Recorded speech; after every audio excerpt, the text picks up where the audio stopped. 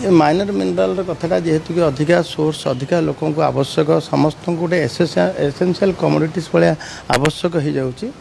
ताको आखि आगे रखी जमी गत थर 2016 ओएमसी रे स्टोरेज व्यवस्था नाला आम 2025 ओएमसी स्टोरेज लाइसेंस भी दबू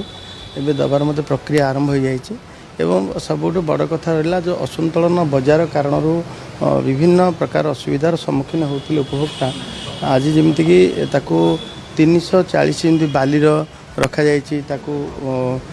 सरलीकरण करके रेट को पूरा कमे जापर एमएसपी फिक्स हो या अधिका किए बिकी पारे एवं ताकू एबे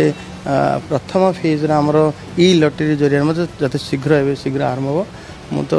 जिते शीघ्र ताकू व्यवस्था भी हो सारा एणिकी सब लटरी मध्यम हम एमएसपी रु अधिका किए बिकी पारे ये देख चोरा कारबार ये कथार अभियोग आसूँ तार तदंत कर एक्शन हो सरकार चोरा कारबार दिगरे एक्शन कारण कड़ा कार्यानुष्ठान कारण पूरा कमी जाए।